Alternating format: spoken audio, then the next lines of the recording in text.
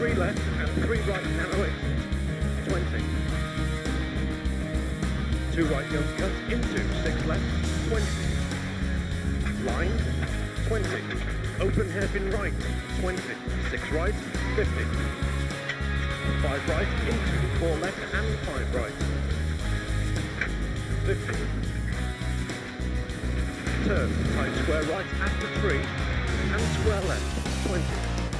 Welcome to Inside Rally. I'm Jonathan Green, and in this series I try to learn the finer points of rally driving. Now this week we're out of the car and into the classroom. I've been hitting the books for my bars assessment. Now I hate exams, but that's what we've got. And the carrot is this: if I pass and do the driving assessment, I can get a competition licence. It's well worth it. I'm here at Silverstone today looking into the Peugeot 1 Mate Championship. When these guys here have stopped playing around, I'm going to catch up with them and get the lowdown. Well, we'll hear more from Natalie in a little while, but now it's my moment of truth. Yeah, the fun part of the rallying is over for now, and I knew it had to end somewhere, but there you go, a little bit of balance, because now it's my worst fear of all in life, actually, which is a written exam. Now what I've got to do is take a written exam on rallying, a multiple choice question which will allow me to get the bars exam, which will allow me then, if I pass it, to do a special stage rally. Easier said than done. Now I can only get one question wrong, which is a bit daunting actually, so I've been studying in the hotel and trying to get everything right. The good thing is, if I do get a couple of questions wrong, I do get one other chance, so I can actually look over what I've done wrong and hopefully get it right. But I hate exams at the best of times, so I've got me lucky rabbit's foot and I've got my lucky underwear on, and so wish me luck, because I'm usually useless at this sort of stuff. Well, the only other person on the course today with me is David Price. He'll be sitting the exam, and he's the editor of a motorsport magazine. Let's hope he doesn't know his stuff too well. Right, morning Jonathan, morning Dave. Okay. Come to do your bars National B Stage Rally Licence course. I hope you both studied hard. Yeah, you watched your video and read your book? Yeah. Yep. Yep. What I'm going to do to start with, I'm just going to show you the video before we actually do the paper, just so you can have a refresher on that. Then we're going to do paper 1, which hopefully you'll pass. You do actually get 2 chances with it, so there is another paper to take if you do happen to fail this one. Then after this paper we'll go and do the driver evaluation as well, and hopefully you'll pass that one, but I'll explain that, all about that, before we do that. Welcome to the exciting world of rallying.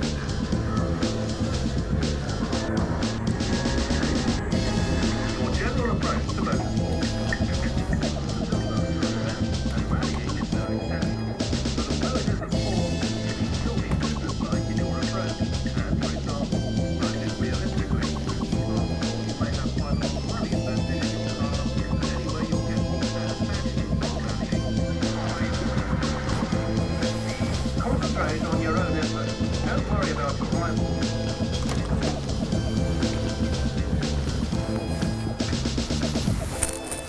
Has that helped you at all? Good. Right, what we'll do now, if I give you these, which is your exam paper, there you are. Yep.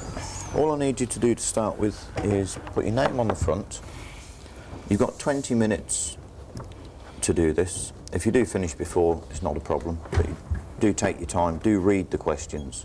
Some of them are a little bit obscure, but if you read them correctly, then you should be able to answer those. And it's just, if you open the papers up, if you open your paper up, on section 1, you need to get 10 out of 10, correct? And on section 2, you actually need to get 9 out of 10 correct. So take your time, read the questions, and just let me know when you're finished. And you can start now.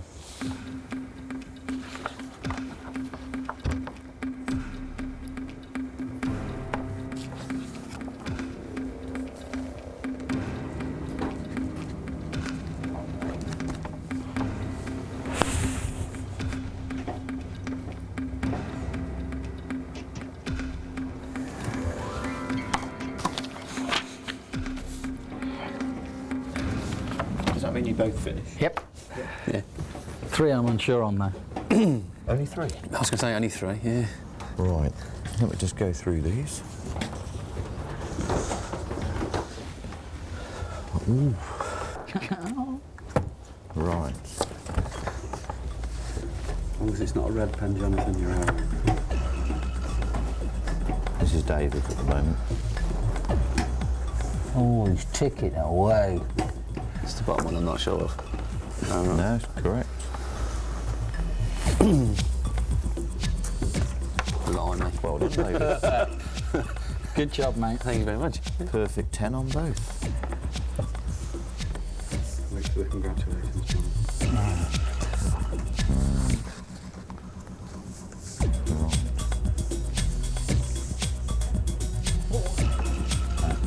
Uh-oh. Oh, it's not looking good. It's not, I'm afraid.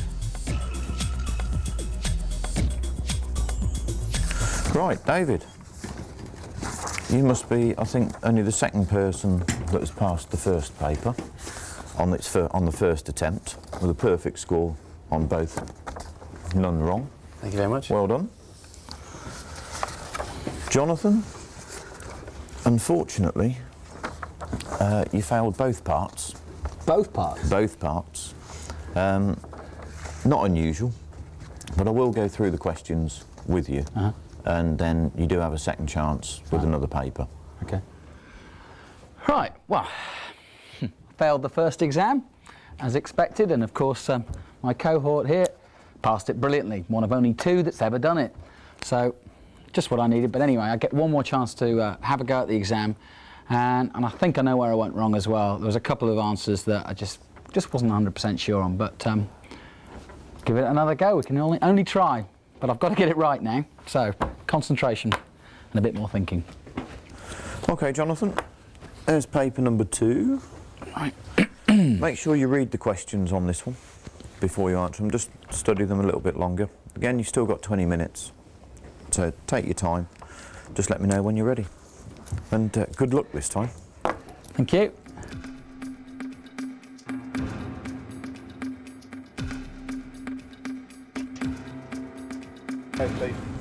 Right. See how you got on this time then, Jonathan. Right, got those right. Yeah. So far, so good. Well done. Good. So I passed. Now what does that allow me or not allow me next to do now? Well, we're going to do the driving bit. And it's basically, it's not a test or anything, it's just an evaluation of you driving. And I'll explain that when David comes back as well. But it's really just to show that you're competent, or I feel you're competent to have a licence.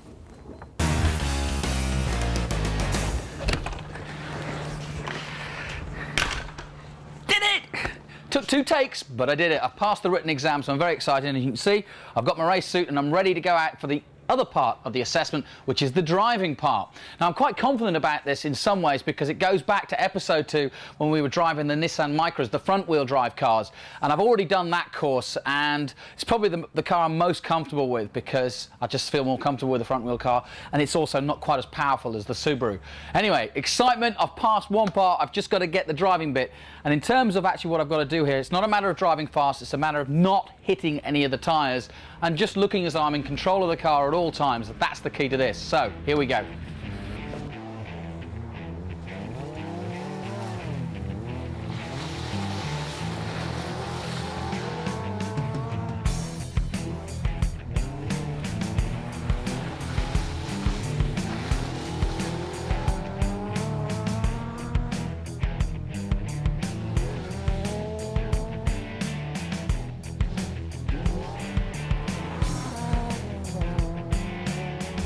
Jack, this is your second year in the 206 Super Cup. Before that, you competed in the KA Championship. Why the switch? I sort of moved over championships mainly because the car's faster, and it's very known as being very competitive in the 206s between all the competitors. And the Fords, I'd sort of done them for a year and wanted to sort of move on. You're third at the moment. You can't win it, but can you finish second? Unfortunately, I can't win, which I was hoping to get a title this year, but we can still quite easily come second. The one make series are very good because they're competitive. You can see how quick you are compared to other drivers of similar cars, and you can do it on quite a economical budget.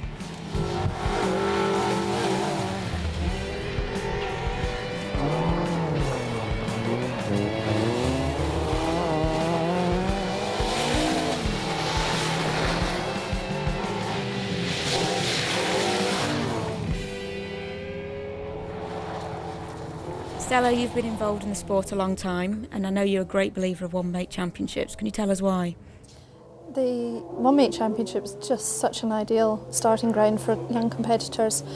In Peugeot's case, the cars are equal. We see all the engines, all the components are exactly the same, all the cars are exactly the same, so the best driver will shine. So if someone wanted to start this championship next year, how do they go about it? If they haven't got a licence at all, they need to go and get their competition licence first and foremost, and then they need to come along and just start competing on the events. And do they need to buy the cars or...? Yep, they need to buy the car. We've got a donor car and a spare package of kit that makes it into a rally car. They put that together themselves, or they can have a preparation company do it, and it's ready to go. On average, how much would you say a competitor spends competing? It would depend entirely on how rough you are in the car and if you have any incidents, etc. I can't give you an exact figure at all. OK, so tell me, how much does a car cost then, for them to just turn up and buy it? £19,500, including VAT, is your cost of your car. Well, that's it from Inside Rally for now, but myself and Natalie will be back after this. Welcome back to Inside Rally, the show where I get taught to become a rally driver, if possible. Now, in this episode, we've been learning how to use front-wheel drive Nissan Micras. And later in the show, we'll be pushing it just a little bit harder. Pete Gwynn telling me that I can go just a bit harder into the corners, but we'll see how we get on. And Natalie will be talking to a young and up-and-coming rally driver. Basically, the bars course is one exam paper of 20 multiple choice questions. The second part is the driving part, which is basically a driver evaluation on car control, making sure that they're relatively they're basically competent drivers. In my opinion, it can't be anybody else's opinion on that. And there's no need to break round that one there.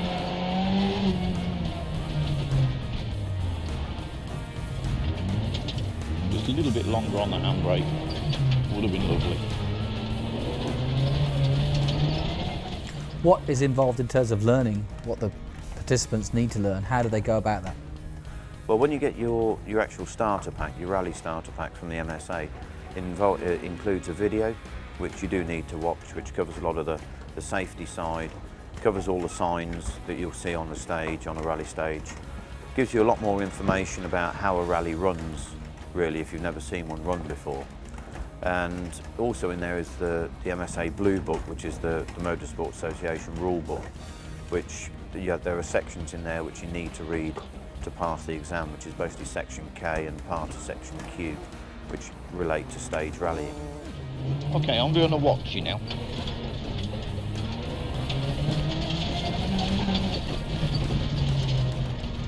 Bit of power, bit of power, bit of power. That's it. Have the confidence to put that power on. Don't put the clutch down when you brake. On the driving part, what are the keys there then for you as an instructor? Just really that you've got some basic control of the car. You're not completely mad whilst you're driving, and you do have respect for the markings on the stage, which are the tyres, but basically could be spectators or anything that could get damaged. And if you're avoiding those, whether you're making mistakes or not, it doesn't make that much difference, as long as you're trying to keep control of the car and you're not spinning out everywhere. Longer on the handbrake. Yeah. Okay, and into the finish this time.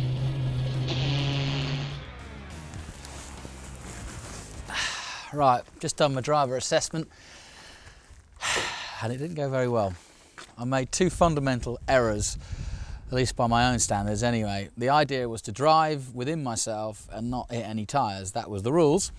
And I didn't hit any tyres, but I drove like a, well, I can't describe that, but anyway, on my second lap I spun the car because I was too busy worrying about a tyre that was coming up on me, and I should have powered through it and straightened up, which is exactly what you're supposed to do, but I didn't do it, and so I ended up stalling and spinning and therefore not looking very good at all. I then spent the next 4 laps, which was my second critical error, worrying about that fact and realising that I was on an assessment and driving like a complete not very good driver. So all in all, I'm not very happy, but more overriding all of that is the fact that the guy sitting next to me has spent about a couple of weeks now trying to teach me how to drive a rally car, and I seem to manage to forget all of it in about 2 seconds. So I feel like I've let him down a bit, but I know what I did wrong, so I suppose that's a plus and can only get better. Well, I'm with David Price, who's also taken the bars exam and assessment as well today. How did you get on? How did you enjoy it? Yeah, really good. Yeah, I passed, and it was a bit of a relief. You got the written in full colours. I mean, that was brilliant. Perfect. Yeah, studying the MSA Blue Book. Well recommended. And the driving went okay? Yeah, surprisingly, yeah, that was the bit that I was sort of worrying about. Sort of, as I sort of compete in racing, it's sort of going from one to the other, really. Why did you want to take the bars exam? Number of reasons, really. I'm an editor of In-Gear Motorsport magazine, and we do a lot with club motorsport, so I quite fancy having a go in rally and possibly next year to raise the awareness and also get another side to the motorsport. You know, it's good to sort of, if you're writing about it, to at least know a little bit about it. So you know, and it's a great sort of. So who does club motorsport? What kind of categories are we talking about? Anything sort of like beneath the British Rally Championship, sort of like anything from a single venue rally to BTRDA, Ancro, or sort of tarmac championship. So, you know, road rallies, PCTs. So a lot of those people could actually apply for a sort of competition licence like this? Well, yeah, anybody. I mean, anybody who's interested in the sport can buy their pack, come to a school and get their licence. Now you've got it, have you got ambitions to now try one? I do quite fancy it now, yeah. I haven't been out in the car, it's quite a good blast. I like the fact that you're going all day, you know, and it's a good team atmosphere as well with your crew and everything, whereas it's a bit you on your own with circuit racing, so it'd be nice to be out there and having a go on the gravel or on the tarmac or whatever. Yeah. Having a look at the prices though, I think we better fun together, it's the only way. All right, well done, congratulations. Thank you very much. Welcome back to Silverstone. I'm here with some of the 206 Super Cup drivers, but before I have a chat with them, let's see what they can do.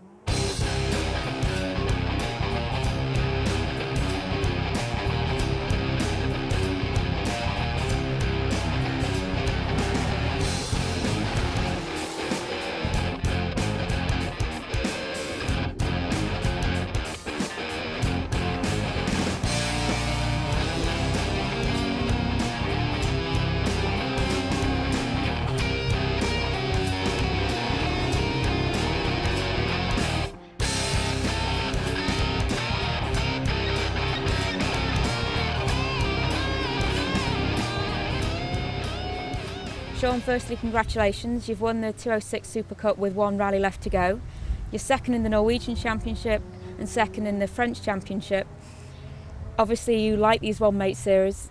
Do you think it's the best way forward? Yeah, it's very good for young drivers. Very good experience, especially with Peugeot, with all the prize money and what they do for young drivers. There's 30 cars in the championship.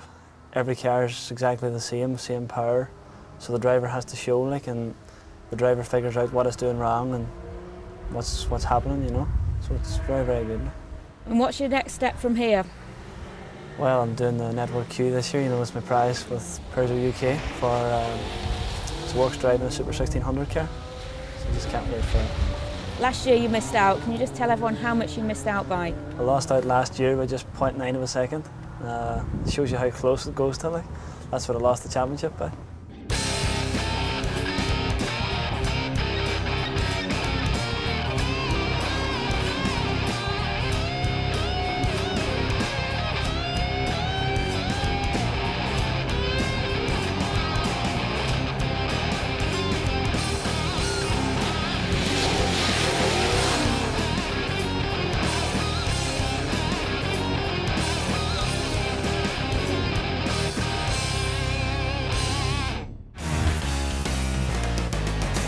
to your driving evaluation. David, no problems at all. Passed that one fairly easily. And Jonathan, who did have just a little spin, but basically because you didn't really lose control of the car, you kept it under control, kept it on the track, and you didn't hit anything. You did actually pass that. If you'd have gone completely out of control, then I would have failed you. But because you actually kept it under control, didn't give up, didn't hit anything, and actually kept it on the track, you did pass. Congratulations. And you? So if I could have your licence forms, I'll just stamp those for you. And if I'd done what you'd been telling me to do all week, it would have straightened out. It would have, yes. But I could see the tyre coming, so I and you rolled out. and you as thought, I I'm chickened out. definitely, yeah, chicken out, and definitely not going to Hit a tyre. hit a tyre.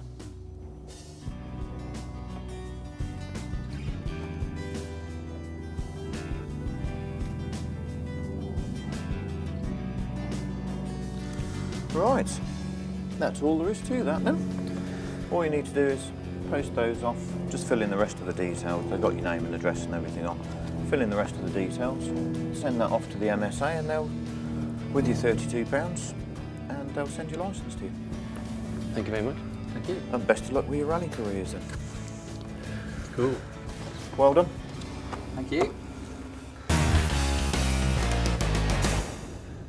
Well, that's it. I passed my bars assessment. And all right, okay, I failed the written exam first time round, but that's okay. I got it finally. And okay, the driving wasn't spectacular, and I did spin the car, but thankfully I did actually stay on the course. So in my assessment, it was deemed that I was able to pass. And that means I can go rallying. I'll see you next week.